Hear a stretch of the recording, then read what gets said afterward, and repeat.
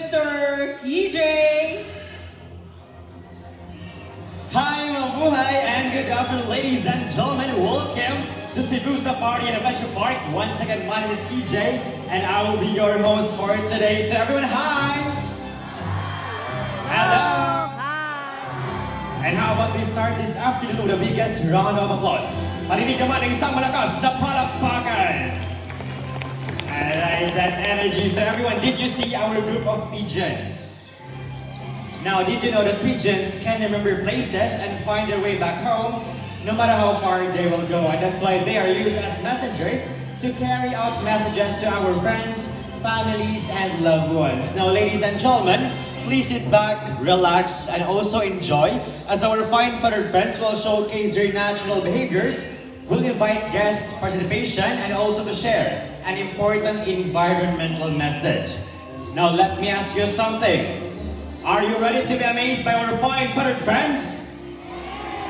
Alright, now to start off, let me call on my partner here on stage, Mr. Romnek, together with our blue and gold macaque, Amigo. So Amigo originated from South America and lives in the rainforest of Brazil. As he is a very responsible bird, he'll love to see his environment clean. Now we have here some sample judges, and let's see what Amigo will do.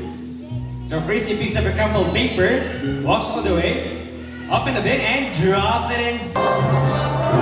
Now we have here a total of 6 blue and gold flying macaws and Harry, Hardy, Tony, Matt, Kyle, and Carl. So macaws are very adaptive. Whatever environment they are in, it becomes quite normal to them. So when they are surrounded by many people, they will accept many people. Now for their diet, they will eat seeds, fruits, palm fruits, vegetables, flowers, stems, and leaves. And in the wild, they eat mud or clay to neutralize toxins from the various plants in their diet, and it also gives them essential minerals like iron, calcium, and most especially sodium. So these type of birds can grow from up to 85 centimeters in length with a wingspan of 3 to 4 feet. And just like how humans can be left or right-handed, macaws have a favorite food to use while holding their food. Now, did you know that most macaws are left-footed? Now, there are 400 total species. Alright, everyone say it louder, say Jumbo! There you are, buddy. Now here's our green-winged macaque, Jumbo. So Jumbo, buddy, good afternoon. So can you wave to the crowd like this? Hi. Alright, so everyone, can you wave back and say hello, Jumbo? Hello, Jumbo. So macaws have a very long tail with feathers that can grow up to 3 feet from its head down to its tail. And with the tail itself that roughly extends up to 2 feet, now Jumbo will go to show you his beautiful tail. Can I turn around, buddy? Turn around? Good. Last one.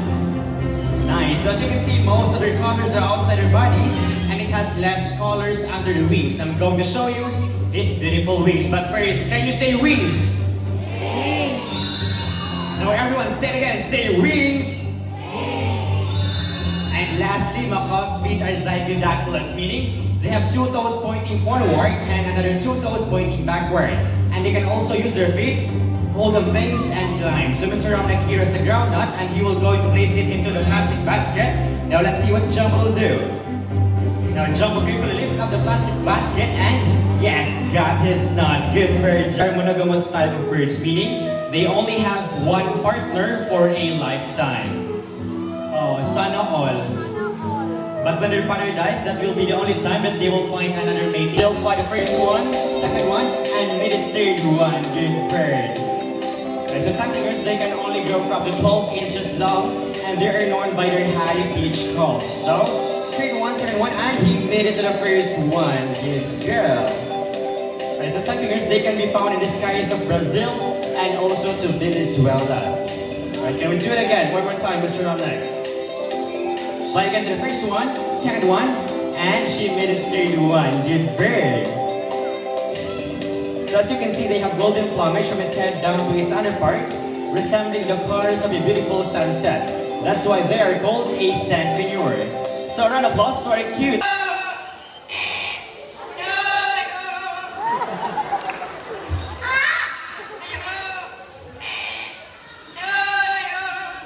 See how talented parrots are? They can mimic sound so well because their brains are super smart, just like humans, using their voices. So a round of applause to our 2 yellow-crowned Amazon parrots, our mimicking bird named Lani and Rudy, and also the mentor, Miss Donna.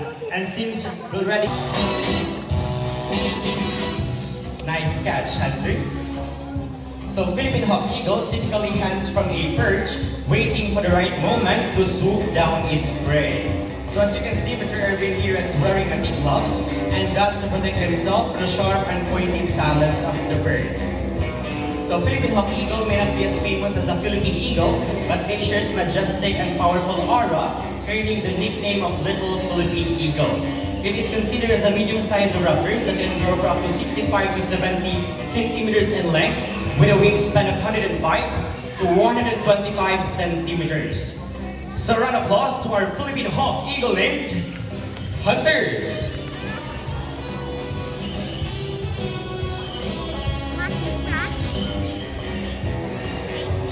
Now for our next birds of prey, an eagle owl named Boo. So Philippine eagle owl is the largest owl species can be found here in the Philippines. As you can see, it has a large head and a bulging eyes.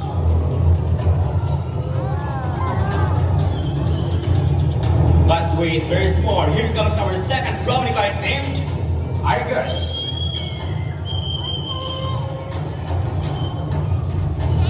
And here comes our third bromeliad named Cloud.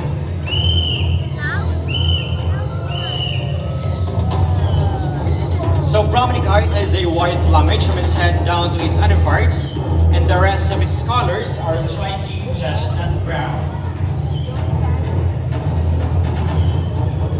And bromeliads, they not just live prey, and they steal from fish and also hunting birds. That's why they are called a snatching prey of light.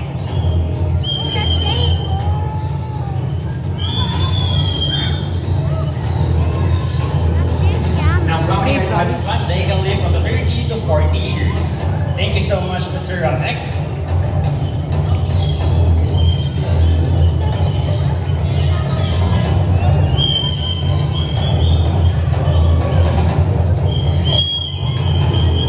Now, for our next bromeliad, we need an adult volunteer, and make sure you're not afraid of the birds. So raise your hands if you want to volunteer.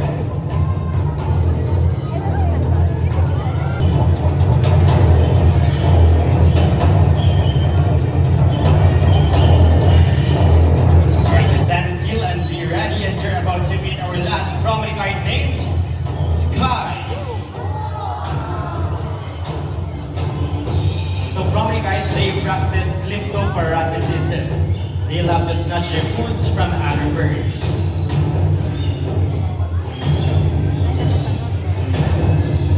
So bromeliads are also known as the red-backed sea eagle in Australia, but they are locally known here in the Philippines as Panog in Bisaya and Lawin in Tagalog.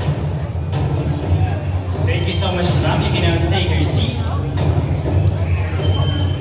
So again, it has a white plumage from its head down to its underparts, and the rest of its colors are striking chestnut brown.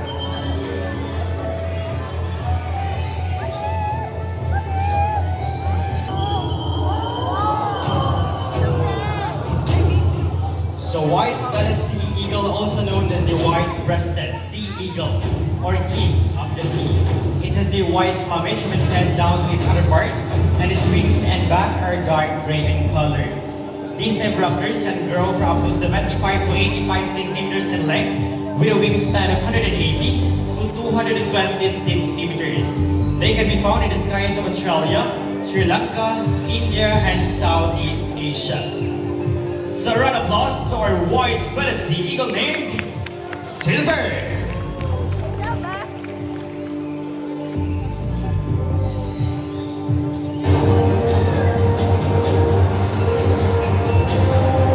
Now, ladies and gentlemen, here at Cebu Safari Adventure Park, we're not just about creating fun and forgettable experiences.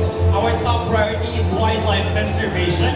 We work hard to protect endangered species and to provide them with safe habitats, and most especially to educate guests about the importance of preserving nature. Together, we can make a difference for wildlife and for better future generations. And before we totally end up our show, I would like to introduce to you the people behind the success of the show. My partner here on stage, Mr. Ramnek. We also have here Mr. Erwin, Miss Debbie, and Miss Rachel. And yours truly, my name is EJ. And to make this even more memorable, we present to you the symbol of love, peace, prosperity, and harmony. Once again, my name is EJ. Thank you so much, everyone. We hope you enjoy the show and enjoy the rest of the ride.